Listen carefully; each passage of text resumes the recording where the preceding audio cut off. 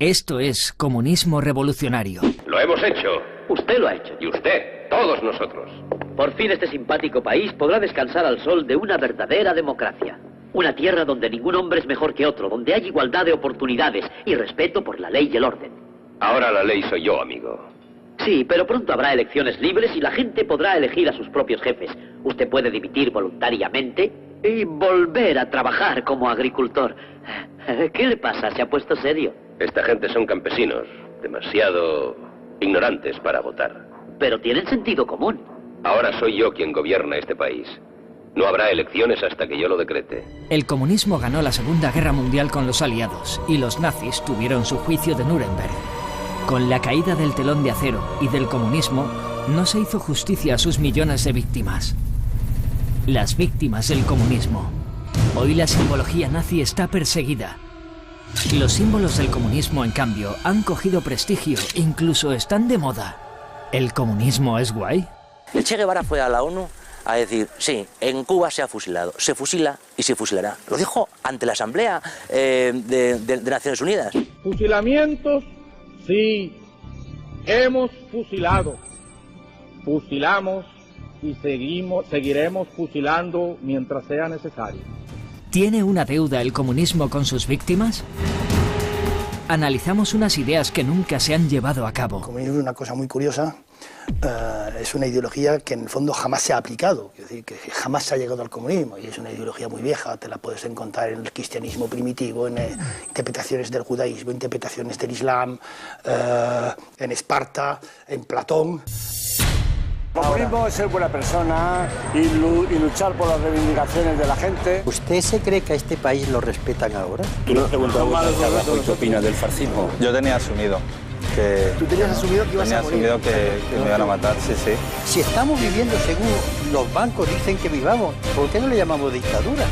Puede haber gente que sea derecha y sea buena gente. La libertad de prensa en realidad no existe. Sois de Intereconomía y él viene con una camiseta de Bachar a Bachar para reventar una... Yo que no sabía que era Intereconomía esto. Quien no sea comunista es que es mala gente. En el Partido Comunista, por ejemplo, recibía dinero mensualmente de la URSS hasta el año 1991. El Partido Comunista de España... El Partido Comunista de España recibía dinero de Moscú hasta el año 1991, como están los documentos que ya se conocieron después de la perestroika. Bueno, primero recibieron el oro, ¿no? Y luego... claro, intercambio, le devolvían un poquito del oro. Y del año 91, estamos hablando del año 91, ¿eh? El Partido Comunista, el Partido Socialista, el Partido Popular, mire usted, en la época de Franco los partidos no se podían sostener porque no eran legales. Y entonces se recorría a algo, que es el Socorro Rojo o las ayudas de los partidos hermanos. Es que eso era necesario y lo veo natural y propio de la solidaridad. Porque que yo recuerde, debates hubo en la España al inicio de la transición, donde se habló del Frick, del FLO, de la socialdemocracia alemana, es decir, que los partidos españoles en aquella época recibían dinero de sus partidos hermanos. Y lo veo natural. Y no hay que tener vergüenza en reconocerlo. Oiga usted, ¿cómo se financia después la banca? ¿No recibe ayudas de los gobiernos? Estamos en la presentación de Izquierda Europea. Los comunistas del siglo XXI se nos presentan como una alternativa de futuro. ¿Serán capaces de denunciar su pasado? He estado escuchando y hablan eso de ojo con la extrema derecha, ¿no? Que hay que luchar contra el auge del fascismo. Son mensajes que a mí me llegan y también me llegan, han hablado de la transparencia del pasado. Y es que en estas elecciones europeas estoy viendo que ustedes se aunan en una estrella muy chula, en una izquierda europea, que el mensaje es muy, muy bonito, pero detrás de cada partido veo las siglas del Partido Comunista. Entonces, en base a esa transparencia histórica me gustaría, tal y como aquí todos estamos de acuerdo con la historia que denuncia las muertes del nazismo, si ustedes no creen que el comunismo no tiene una deuda con la historia, que qué opinan cada uno de ustedes que representan el comunismo de los millones de muertos de gente que luchaba en contra del comunismo. ¿Cuál es su opinión si realmente en esa izquierda europea también se denuncian las muertes del comunismo? Gracias. Hombre, me permite que, como usted del Partido Comunista, asuma la respuesta. Mira, la historia tiene una deuda con el comunismo en España. Detrás de esa bandera ha habido gente que en España ha sido torturada, que ha sido encarcelada, que ha sido asesinada por defender la democracia. Si hoy estamos aquí porque ha habido mucha gente del Partido Comunista que ha dejado su vida para que hoy estemos aquí. Y por lo tanto, esa respuesta en España se contesta sola. En España nadie nos va a dar lecciones de democracia a los comunistas y a los comunistas porque hemos dejado la vida en esta democracia. ¿Usted me puede responder a la pregunta? ¿Qué opina de los millones de muertos por culpa del comunismo? Sí, le he contestado a la pregunta. No, me ha contestado. Que los comunistas somos las víctimas. De las víctimas. Yo le hablo de las víctimas del comunismo. Si ustedes, aprovechando que estamos en una democracia que representan a la izquierda europea, también son capaces de denunciar lo que hizo Stalin, lo que hizo el comunismo, lo que se hizo en las repúblicas socialistas, es lo que les pregunto. Usted respóndame lo que quiera, pero yo les pongo también un poco para ver esa transparencia, pero a usted y al francés. La démocratie et la liberté est aujourd'hui au cœur du projet de la gauche européenne. Y a lo que les he preguntado... Perdona, no vamos a confundir formatos periodísticos. Esto es una rueda de prensa, no es una entrevista tuya hacia ellos. Es que he hecho una pregunta y no me la han respondido. Esto está hablado con tus responsables de... Sí, he hecho una pregunta y yo les doy la posibilidad de que me respondan. Por respeto al resto de compañeros, esto no es una cosa entre ellos y tú. No. Otro compañero que quiera preguntar también... Sí.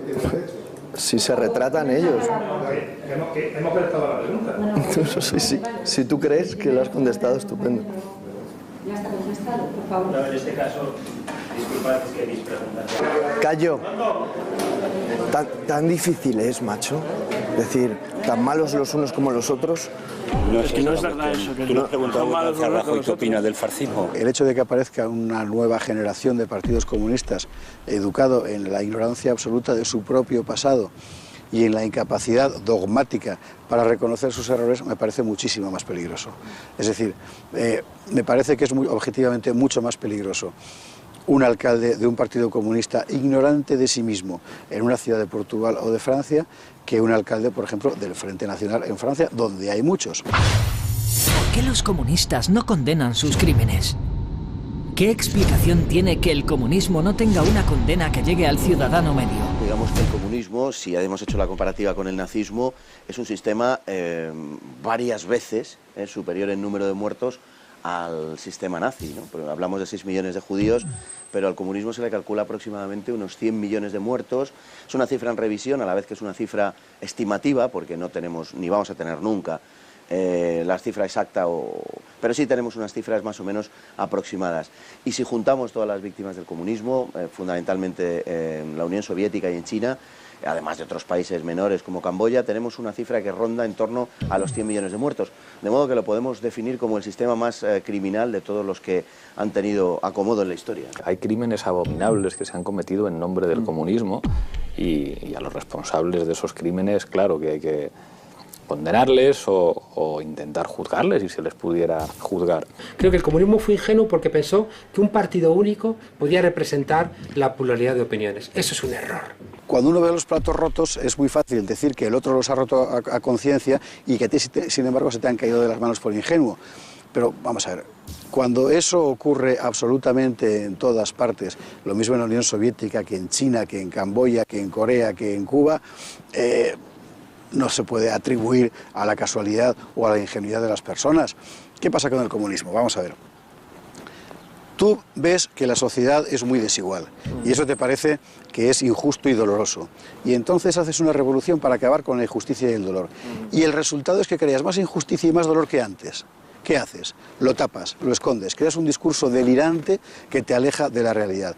Y el resultado final es el Gulag y es el comunismo totalitario, como lo hemos conocido en el siglo XX y aún hoy alguien pretende mantenerlo en el XXI. Que es verdad que hay estados que en nombre del comunismo han cometido crímenes terribles, claro que sí, y entre otras cosas contra otros comunistas.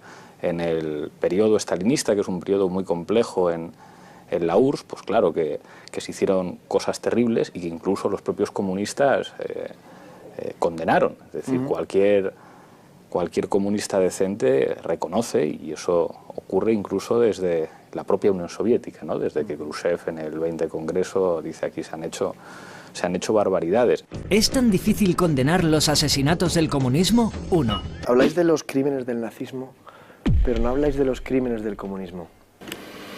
Sí, lo que es una cosa intolerable es intentar equipararlos, no se sostiene intelectualmente. ¿Es tan difícil condenar los asesinatos del comunismo? 2. He oído cifras de 100 millones de muertos del comunismo y a mí, pues como 50, como 6 millones de judíos, me parece todo absolutamente reprochable, pero por eso quiero ponerlo, o intentar oírlo de... Claro, es que fíjate, las cifras de responsabilidad del comunismo son muy complicadas de establecer con fiabilidad, así como sabes con absoluta certeza cuánta gente murió en la Segunda Guerra Mundial, ¿no? En cambio, otros elementos que tú achacas a ese supuesto libro negro del comunismo no te van a salir esas cuentas, ni mucho menos, ¿no? ¿Es tan difícil condenar los asesinatos del comunismo? 3. Tercera vez lo intento. Es denunciable. Todas las muertes que vengan del comunismo también son denunciables. Pero es que si tú miras las cosas que yo escribo, están siempre ahí. Yo creo que en el gran debe del comunismo en el siglo XX está que tú hagas muros para que la gente no se te vaya, que tú no confíes en la gente, que hagas purgas, que consideres que cualquier desviación de lo que marca una cúpula dirigente coincide con ser un enemigo del pueblo. Todas esas son las barbaridades que hacen intolerable cualquier intento de reeditar en el siglo XXI un socialismo que sea idéntico al del siglo XX. Es que no conozco a nadie sensato que plantee eso. Me da la impresión de que lo que ha ocurrido, que es algo que todos conocemos ya, pues ha sido, no sé, un accidente meteorológico, un tsunami, el anticiclón de las Azores. No. Ha habido una voluntad deliberada de exterminio masivo de sectores enteros de la población. Y deberían preguntarse por qué, es decir, deberían preguntarse qué hay en su doctrina que ha conducido a que la única forma de aplicarlo exija previamente la aniquilación de una parte de la sociedad. Eso es una enfermedad, es la enfermedad totalitaria del siglo XX. Reconocer que en la Unión Soviética, en la época de Stalin, hubo excesos, desmanes, pues claro que sí que los hubo. Está el tema del Gulag, sobre el cual habrá que investigar más cosas, está el tema de la prisión de la Lubyanka, Laurentiberia, pues sí, claro que sí, evidentemente. Por eso, cuando yo hablo de estas cosas con toda libertad, estoy autorizado para también criticar los crímenes hechos en nombre del cristianismo de la libertad, porque yo soy el primero que reconoce que hemos cometido errores. Yo nunca he tenido problema en decir que el periodo de la historia de la Unión Soviética en la que Stalin de alguna manera se obsesiona con purgar gente, evidentemente acaba con mucha gente, y cualquier crimen de Estado hay que condenarlo, yo con eso no tengo ningún problema. Cuando el comunismo convirtió la mitad de Europa en una grandísima cárcel, empezaron a purgar hasta los propios escritores comunistas que habían colaborado con la llegada del comunismo a la Unión Soviética. Estoy hablando de Bulgakov. O sea, ¿qué le pasó a Pasternak, al escritor de Doctor Zhivago, a Boris Pasternak? Le acusaban en la Asociación de Comunistas, la Asociación de Escritores de la Unión Soviética, le acusaba de subjetivismo. Fíjate, para un novelista, decir, claro, es subjetivo. Y es verdad, porque al final escribir, y sobre todo escribir novelas, escribir narrativa, es un acto moral. Y en las sociedades comunistas no existen los actos morales, existen solamente los actos políticos. Ha sido una ideología que se ha plasmado en regímenes atroces y criminales. Donde quiera que ha pasado el comunismo, como cualquier otra dictadura, solo deja un rastro de sangre, hambre, miseria y pobreza. El comunismo es una cosa muy curiosa porque por eso se le ha llamado el viejo topo. ¿Viejo topo qué? Porque es muy antiguo, es una idea, esa idea de igualdad, esa idea de abundancia, tal. Es una idea muy vieja que periódicamente emerge como un topo y de pronto vuelve a desaparecer y vuelve a emerger más tarde y vuelve a emerger más tarde. Entonces, el otro día vi en la televisión decir un americano, el siglo XX ha sido el siglo americano. No, el siglo XX fue el siglo del comunismo, aunque no se llegara nunca a la práctica, ¿de acuerdo?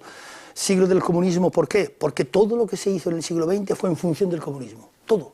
O sea, todas las políticas que se aplicaron, el keynesianismo, los fascismos, el New Deal en Estados Unidos, todo eso fue en reacción al comunismo, es decir, para que el comunismo no se extendiera. En aquel entonces el comunismo era, durante todo el siglo XX, considerado por los que no eran comunistas como el mal absoluto. La formulación teórica primera, la de Marx, efectivamente nos habla de 3 etapas por las que ha de pasar la humanidad antes de que se llegue al estadio final de felicidad humana, ¿no? La primera de esas etapas es la dictadura del proletariado, es decir, que está formulada de ese modo. Una dictadura de clase, una dictadura en la cual pues la dirección la lleva el Partido Comunista, que es la vanguardia de la clase obrera, la vanguardia del proletariado. Al hablar de una dictadura del proletariado estamos hablando también de un dominio sobre y un exterminio de la clase burguesa. La dictadura del proletariado en sí es hasta una especie de contradicción, porque en principio el comunismo no admite dictadura del proletariado. Se establece la dictadura del proletariado para que el proletariado, como punta de lanza, pueda organizar el país frente a la agresión exterior. Si cogemos a Marx cuando habla de la dictadura del proletariado, me imagino que habrá que adaptarlo, ¿no? No. Es que la dictadura del proletariado Marx la explica muy bien. Ahora estamos con la dictadura de los bancos y nadie se escandaliza. Pero vamos a ver, si estamos viviendo según los bancos dicen que vivamos, ¿por qué no le llamamos dictadura? Es que jugamos con las palabras. Si realmente aquí hubiese democracia, no mandarían los bancos, no mandarían los poderes económicos, mandaría la política, lo que dicen. Pero entonces eso es distinto. Mire usted, la palabra democracia es muy hermosa, pero se utiliza de una manera fraudulenta en unos casos o en otras. Aquí, en puridad, con el diccionario en la mano, aquí tampoco hay democracia, hay elecciones. Hombre, que es mejor que una dictadura, evidentemente, sobre todo cuando hemos padecido la dictadura de Franco. Pero el pueblo manda en democracia, digo, eso no es verdad. En esta no es verdad. Aquí manda Emilio Botín. La izquierda y la extrema izquierda ha sabido vender muy bien una suerte de valores, y en cambio la derecha, con unos complejos que yo tampoco alcanzo a comprender, no se ha procedido a denunciar al comunismo como se ha hecho con el nazismo, ojo, que merece la mayor y absoluta de las condenas. Indudablemente el comunismo proyecta una imagen de sí mismo que no tiene nada que ver con lo que es el comunismo cuando se apodera de un país o cuando finalmente se concreta el proceso revolucionario. El comunismo sabe dar una imagen, digamos, libertaria de sí mismo. Eso lo hace muy bien, particularmente en algunas latitudes, ¿no? Latitudes como la del comunismo en Venezuela, un populismo revolucionario implantado por un mediático Hugo Chávez. Patria, patria, patria querida, tuyo es mi cielo, tuyo es mi sol. Patria, tuya es mi vida, tuya es mi alma, tuyo es mi amor. En Venezuela, hay quien ha sufrido en sus carnes lo que es el acoso mediático que les ha obligado a salir de aquel país como Noé Pernía. Aquí en España hay profesores que trabajan en la Universidad Complutense de Madrid, que están sufragados por la Embajada de Venezuela. Son sujetos que se han dedicado a hacer... Hemos entrevistado a Juan Carlos Monedero, me imagino que vas por ahí, ¿no? Pablo Iglesias, Juan Carlos Monedero... Yo no digo nada. Yo creo que la revolución venezolana no terminará triunfando, las cosas como son, sino que, bueno, pues muerto Chávez... Pues porque el problema de cuando los populismos llegan al poder es que hay una reacción de la clase dominante anterior que es desplazada. Y esa reacción de la clase dominante anterior sencillamente consiste en intentar sabotear la revolución todo lo que se puede. ¿Esto en qué se traduce? En que el populismo, que sin embargo no le gustan ni las élites, ni tampoco los jefes carismáticos, termina cogiendo un nombre del pueblo y diciendo, bueno, en ti vamos a confiar hasta que esté consolidada la revolución. Habitualmente eso suele terminar en dictaduras. No estoy diciendo que en Venezuela haya dictaduras porque no la hay. Expropiese. De acuerdo. Y aquel edificio allá en la esquina. Aquí son edificios que tienen locales comerciales. Bueno, y ahí lo que están en unos negocios. Expropiese. ¿Ese edificio aquí cuál es? También es un edificio que tiene locales comerciales de propiedad privada. Expropiese, señor alcalde. Expropiese. En Venezuela la gente, fíjate, vemos en la prensa que tienen problemas para usar papel higiénico, mientras que aquí ayer tuvimos que leer en la prensa que un chaval se murió de hambre, desnutrido, en la cuarta economía del euro. ¿Venezuela tiene problemas? Claro que tiene problemas y tiene soluciones, muchas que ojalá las tuviéramos en este país. Yo no quiero en absoluto decir que podríamos trasladar lo que ha hecho Venezuela aquí, porque los países son diferentes y tienen que encontrar su propia lógica. Pero ya basta de intentar demonizar a Venezuela cuando está intentando buscar soluciones que ya las quisiera yo ver en Grecia, en Portugal o en España. Quienes no estamos con el chavismo en Venezuela somos más extranjeros que viviendo en un país extranjero. Yo aquí en España me siento más venezolano que estando dentro de Venezuela, porque se me discrimina y se me execra por no ser del chavismo. Así llamaba en la ONU al presidente de los Estados Unidos, George Bush. Ayer vino el diablo aquí. Ayer estuvo el diablo aquí.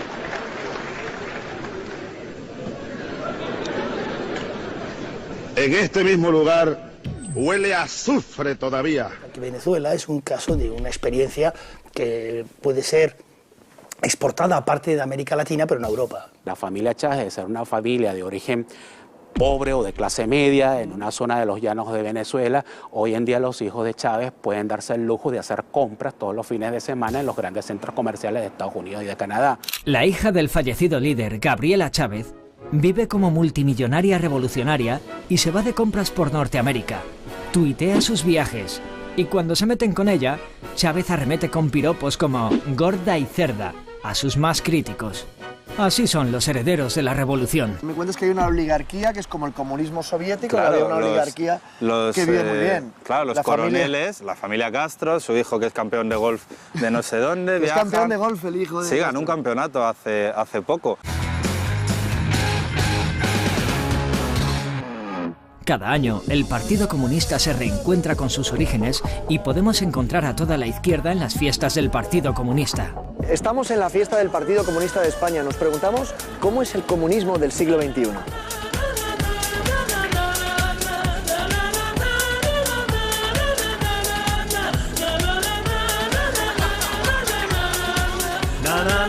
Mira, son libros marxistas. Sí. Entonces tenemos varias colecciones, son colecciones de los clásicos marxistas, luego tenemos otra colección de la memoria histórica. ¿Memoria histórica? ¿Y la memoria de los asesinados por el comunismo? Pero el comunismo de Stalin mató muchos millones de personas, ¿no? No sé, no es un tema que me interese. No. ¿Pero cuál es el comunismo del siglo XXI? No, el comunismo es ser buena persona y luchar por las reivindicaciones de la gente y luchar contra la impunidad de los asesinos. Eso es, a mí lo demás no me preocupa. A mí lo que hizo Stalin no me preocupa en absoluto. Además que no me apetece decir nada de eso. Quiero decir, a mí lo que me preocupa es hoy mi país y la justicia en mi país, ¿no? Yo hablar de otras cosas no me interesa. No, por eso pregunto un poco para no que me interesa en absoluto. Yo lo que quiero hablar es hoy mi país. Los asesinos que se quedaron impunes de todos los crímenes que hicieron durante la dictadura franquista. Eso es mi problema hoy. Eso es lo que yo quiero. Son testimonios que veo de presentadores que trabajan ahí, que han trabajado en... Claramente, allí anteriormente, por ejemplo, cuando estaba Hugo Chávez, en las cadenas se llamaba hasta el magnicidio, o sea, matar al presidente, hablamos bien claro, que eso es un delito. Bueno, pero cuando hablaba Hugo Chávez lo retransmitían en todas las televisiones, ¿no? No, lo retransmitían en su espectro público pequeño. O sea, las cadenas privadas tienen la mayor parte del monopolio ahí en Venezuela. Caracas Televisión, una televisora generalista, comercial, que después él cerraría en el año 2006. El decreto fue en el 2006 y la cierra posteriormente en el 2007. ¿Venezuela es un país ideal para vosotros? No ideal, hombre, es como todo, Cuba tiene sus fallos. Tiene su debate interno, tiene sus cosas que pueden ser mejorables desde dentro, pero son procesos que son un ejemplo de construcción contra el capitalismo. Lo que pasa es que allí, claro, había unas desigualdades gigantescas. Claro, y hay inseguridad también y... No, hombre, pues hasta ahí estás pinchando, ahí. Yo estoy preguntando, pero... Hay cosas que pueden ir mejorando gradualmente, pero se ha establecido un programa de menos a más en el que los que eran analfabetos cada vez lo son menos, en el que tienen unas necesidades básicas aseguradas, cada vez más. Operaciones barrio adentro. Es lo que debería de ser. Por ahí estamos mejor aquí, ¿eh? Por lo que me contáis, estamos mejor aquí, en seguridad y en... Hombre, en seguridad es verdad que Venezuela flaquea mucho en índice de delincuencia, es cierto, Hugo Chávez no lo eludía en su... Cuando lo hablaba lo decía, que tenía un alto índice de delincuencia, pero bueno... Parte de la delincuencia procede de la desigualdad tan tremenda que había. Es una ideología esencialmente criminal. La naturaleza del comunismo es violenta. Esto no es una opinión, esto no es subjetivo. No podrían acosarme en este caso, sino es Lenin el que denuncia contra las almas la mentira y contra los cuerpos la violencia. Atención a la obsesión. Los comunistas nos acusan de meter un infiltrado. Sois de Intereconomía y él viene con una camiseta de Bachar al-Assad para reventar... Yo que no sabía que era Intereconomía esto. Sí, ya no, venid los tres juntitos. Tú no sabes qué es Intereconomía, no. Tú te crees que somos gilipollas, por eso somos compañeros.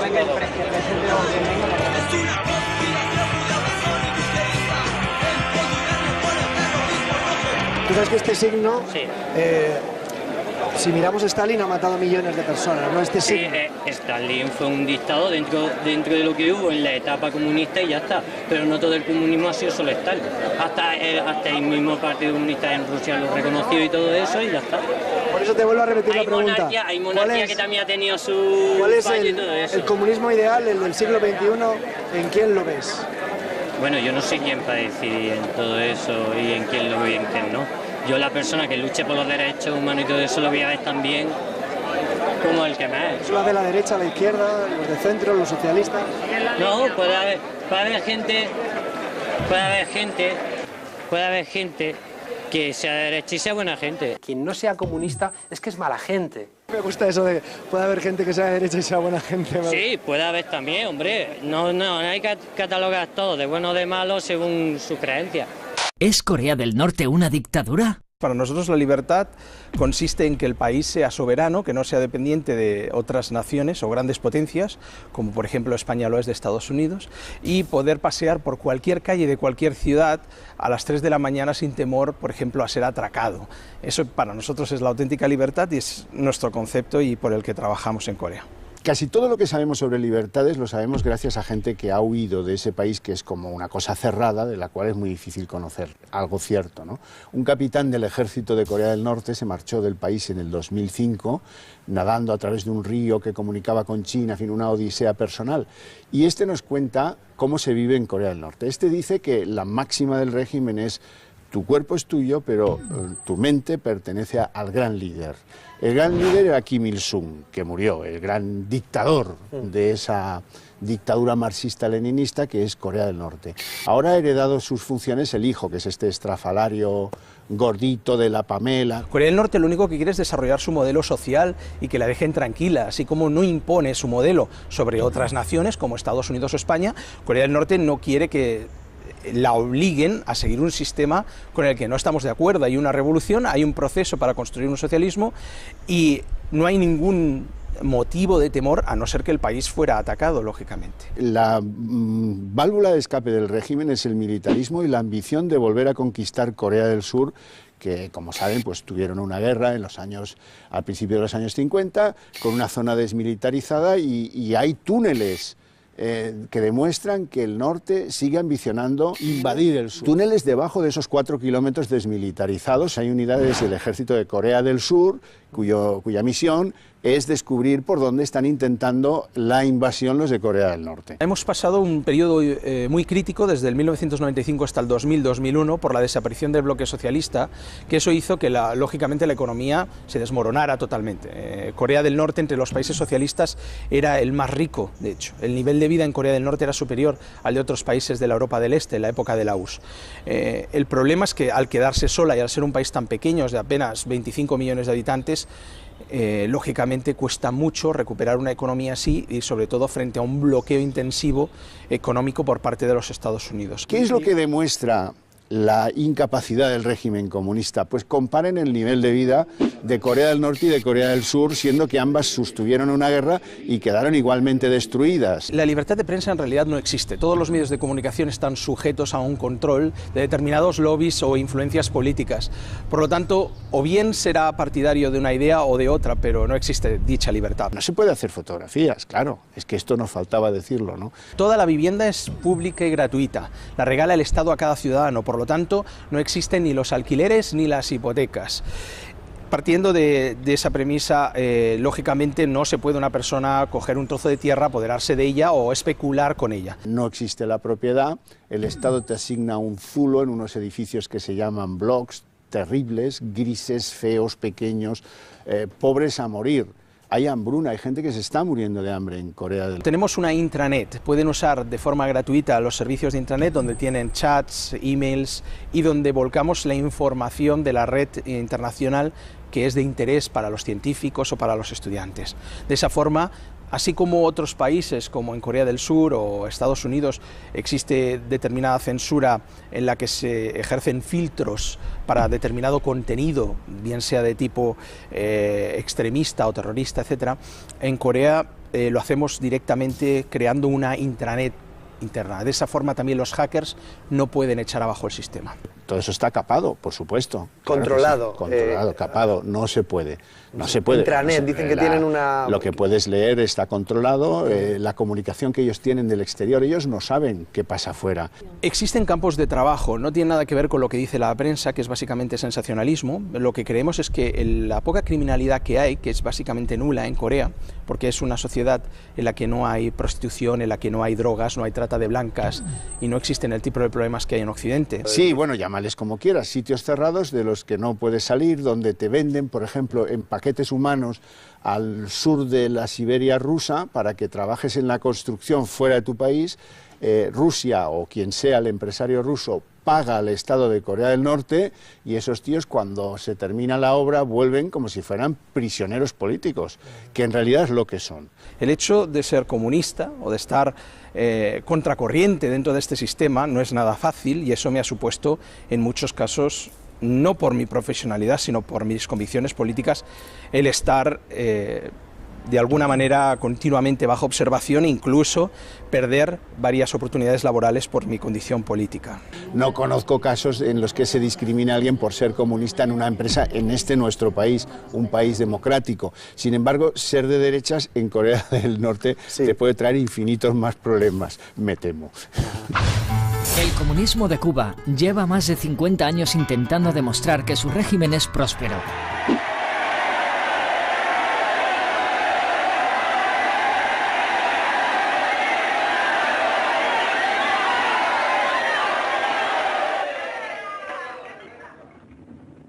Escuchadme.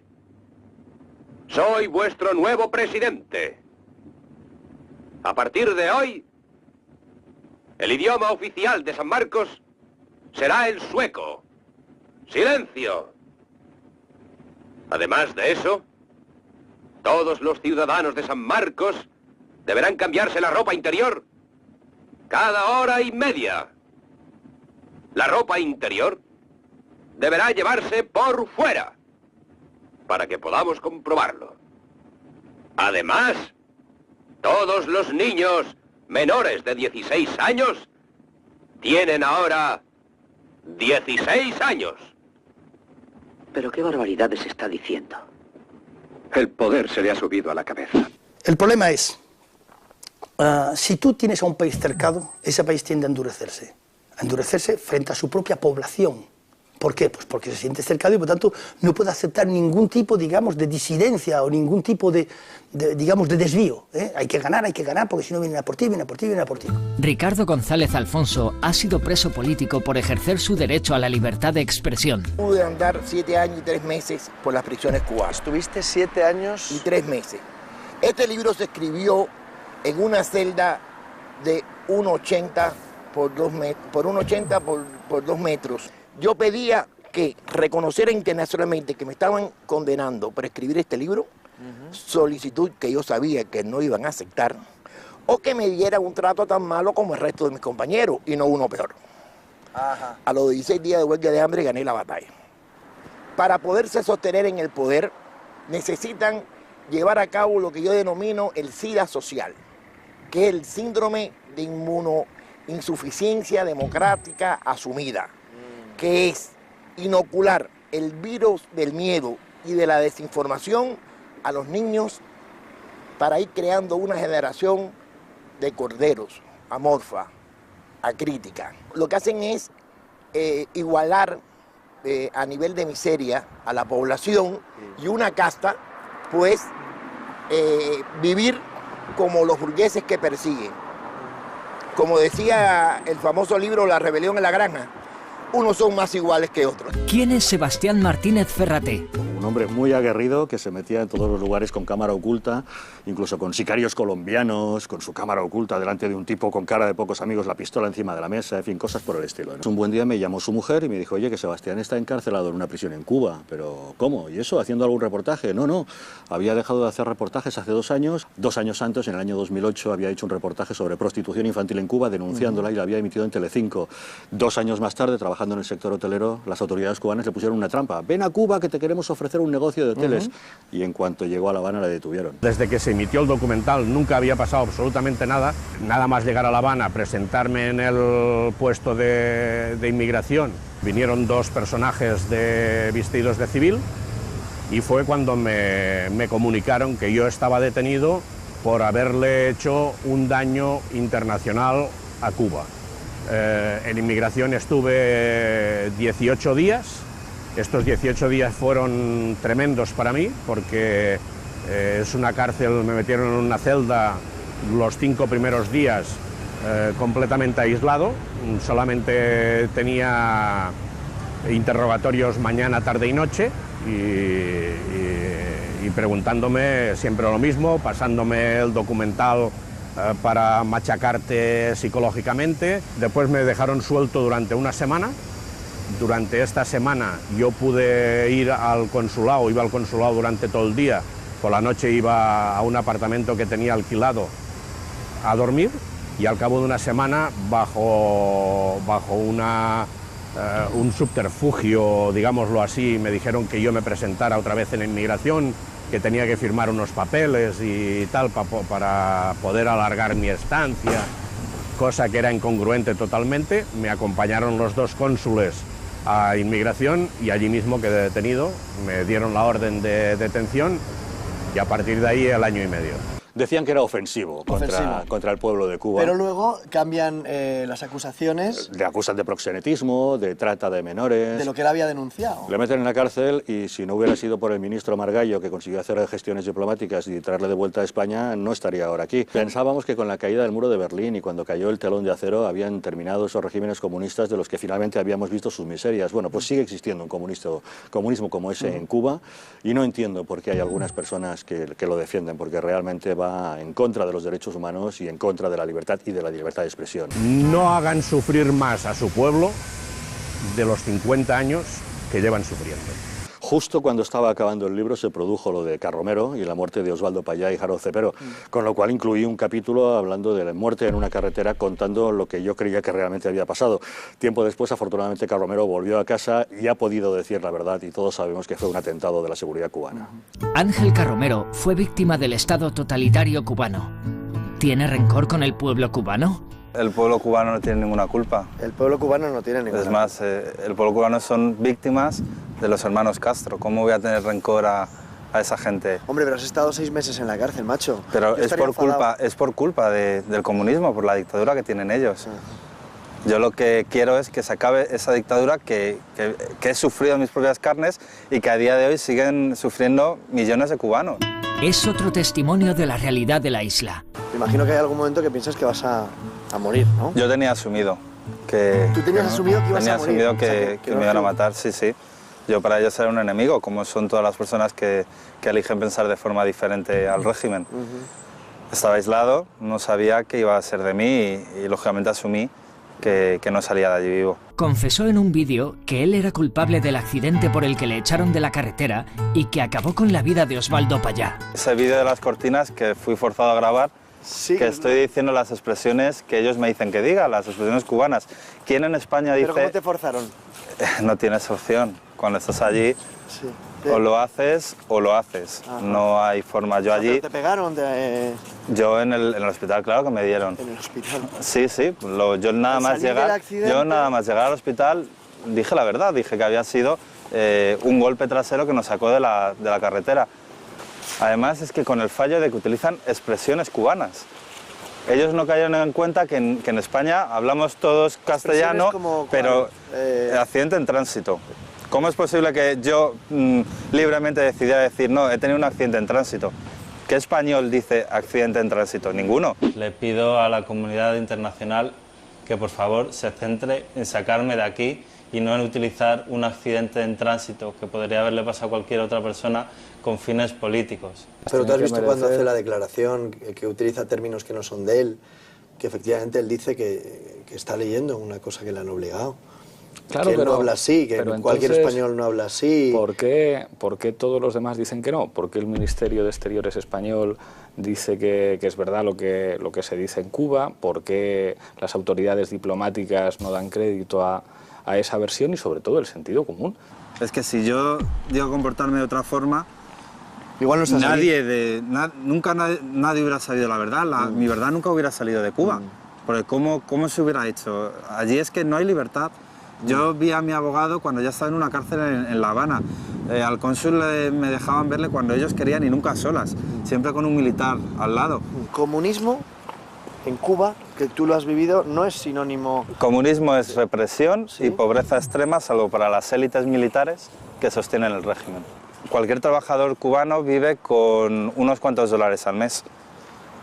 O sea, $2-3 al mes. Al cambio, pues son 200, 300 pesos cubanos. Hay puestos de control, como en la Alemania nazi, porque es que todas las dictaduras son iguales. Allí, en Cuba, cada vez que pasas de una provincia hay puntos de control donde hay militares comprobando quién cambia de provincia. Es que un cubano no puede cambiar libremente de provincia. Por lo que tú me cuentas, Cuba es la igualdad, pero en la extrema pobreza. Claro, es que el comunismo lo que busca es igualar a todos en lo bajo, en la miseria, que nadie tenga oportunidades, que nadie pueda pensar de forma diferente. Es más, que la gente no sepa ni que puede pensar de forma diferente.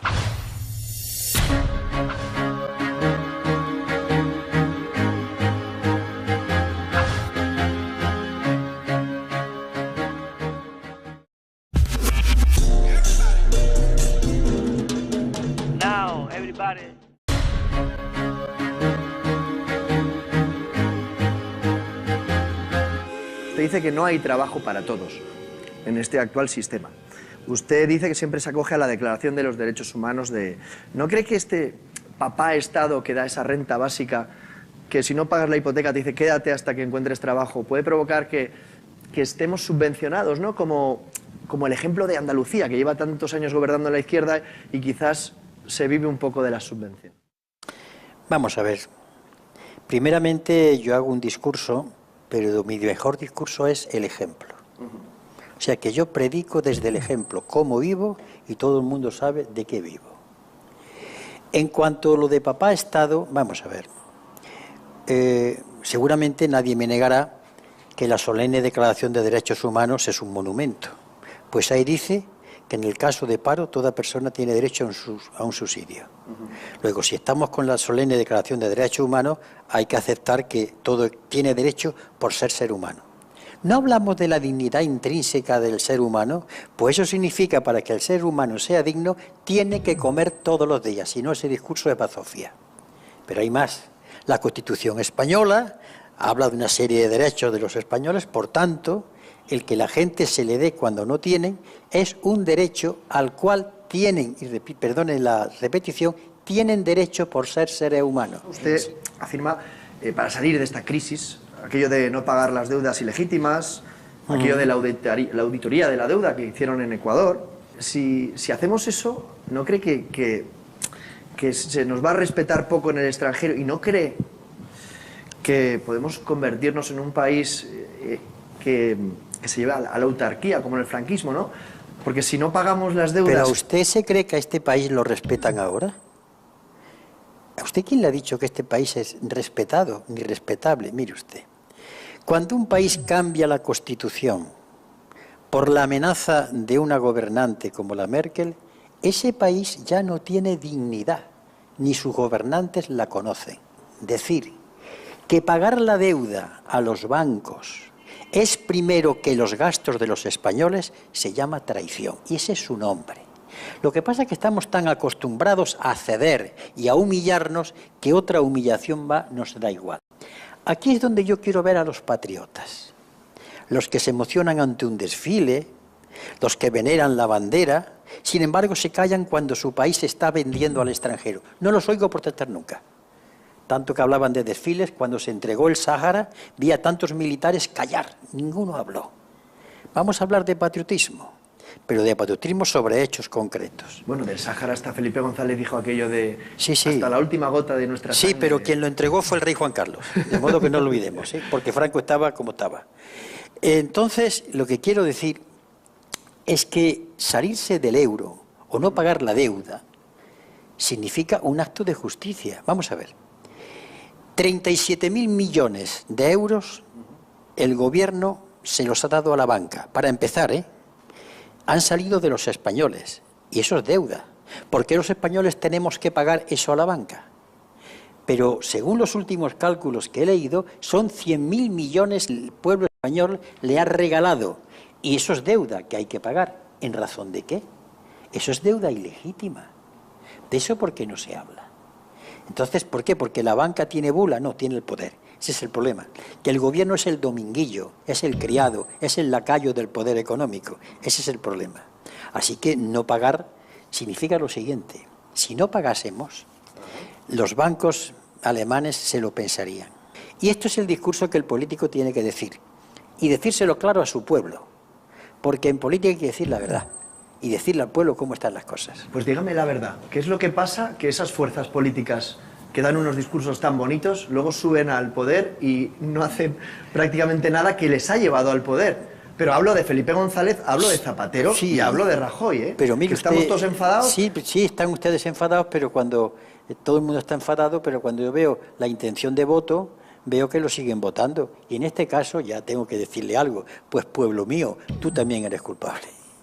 Aquellos que votáis, a los que ya han hecho lo que han hecho, porque después, ¿cómo puede ser que haya sitios en que la gente vuelve una vez y otra a votar a ladrones?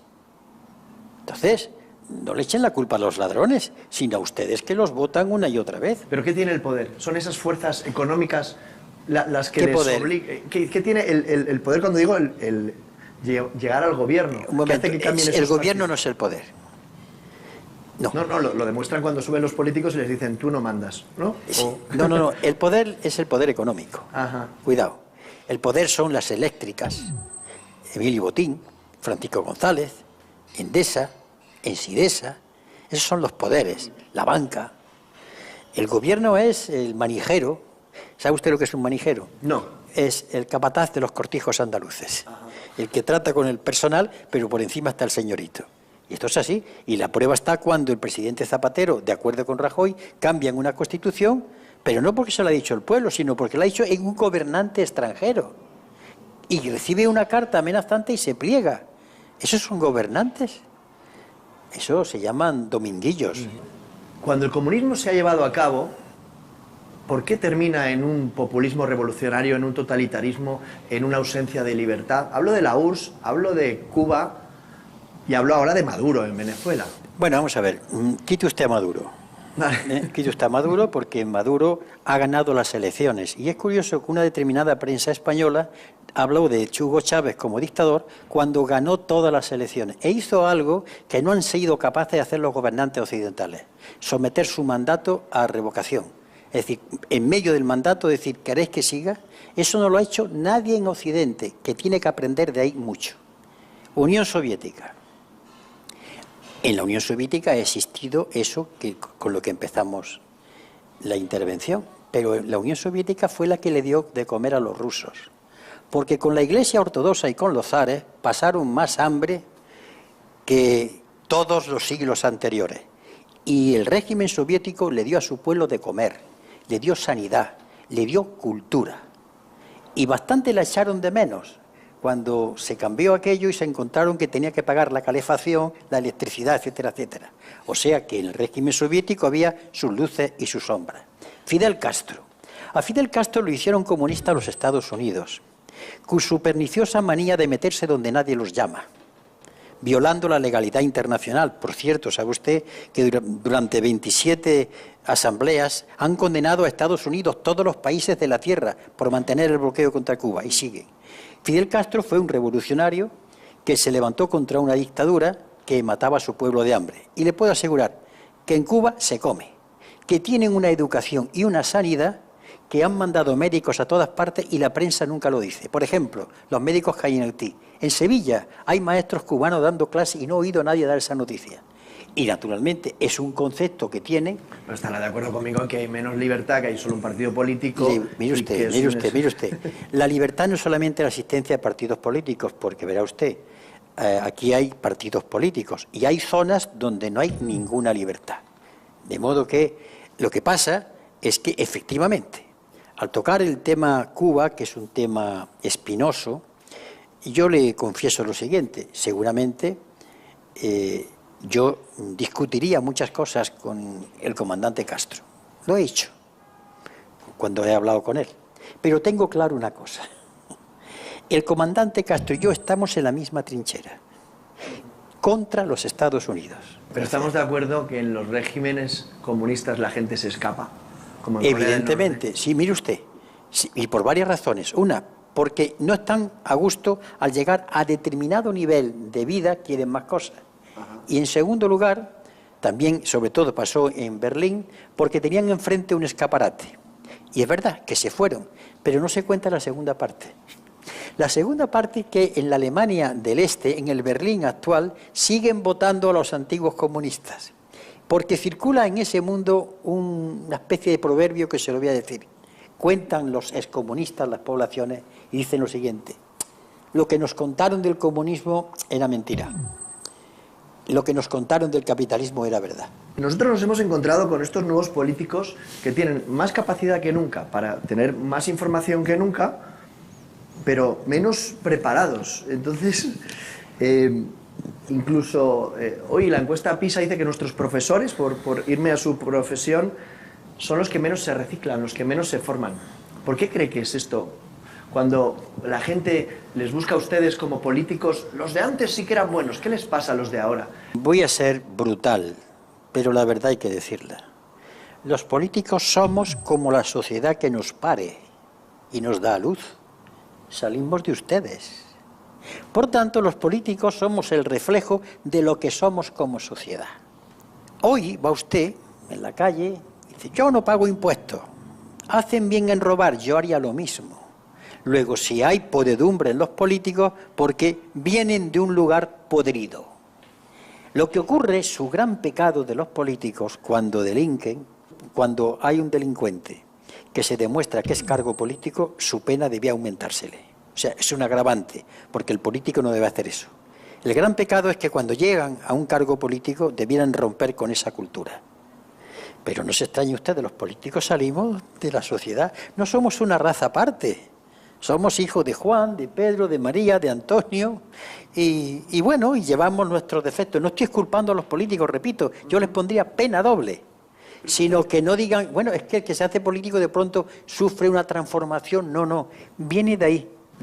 Pero sí que es verdad que nos fijamos en nuestros políticos, y si yo ¿hacen ustedes bien? Veo a Elena Valenciano, que va a un hospital, y que va a un hospital privado, o Rubalcaba, y que luego los socialistas llevan a sus hijos a colegios privados, al final, claro, me creo que la derecha, cuando dicen, critican lo que quieren para los demás, pero no para ellos. Lleva usted toda la razón.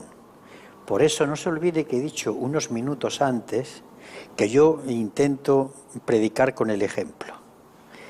Porque en la izquierda, sobre todo, para todos los políticos de derecha e izquierda, tienen que predicar con el ejemplo. El político no tiene vida privada, tiene vida íntima. Cuidado, en las alcobas no entra nadie.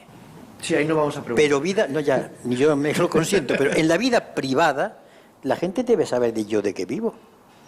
Y debe saber qué ingresos tengo y dónde trabajo. Y eso tiene la obligación la gente de saberlo. Y los medios de sacarlo. Porque si no, entonces el político pierde su autoridad, que está en el ejemplo. Pero eso que yo no sé, no me gusta de todos los políticos, en la izquierda lo aguanto menos. No se puede hablar de la enseñanza pública cuando tus hijos los tienes en la privada. Eso es escandaloso. Y eso es traicionar al discurso y traicionar a los miles de compañeros que pertenecen a ese partido en épocas anteriores, que incluso murieron por defender a una enseñanza pública. Solamente alguien lo puede cambiar: el pueblo con su voto. Quiero terminar hablando de si el comunismo tiene futuro. Mire, yo no lo sé. Si el comunismo tiene futuro, depende de los comunistas, de nadie más. Por eso se lo pregunto a usted. Hombre, verá usted, lo que a mí me mueve a predicar con el ejemplo es que soy comunista, porque el comunismo también es un impulso. Esa idea que yo tengo, por la que lucho, me mueve a obrar. Si los que estamos afiliados, y yo creo que sí, nos movemos por eso y actuamos y escuchamos a los demás, pues claro que sí, porque es un impulso que implica intentar cambiar el mundo predicando con el ejemplo. El comunismo ha desaparecido.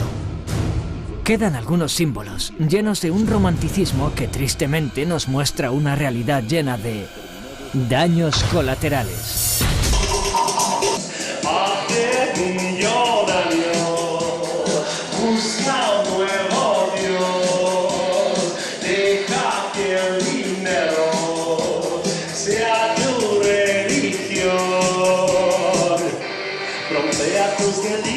Frente a tu bungalow, en tu isla privada con un helicóptero, que el chofer te recoja a eso de las 2, que te lleva al desierto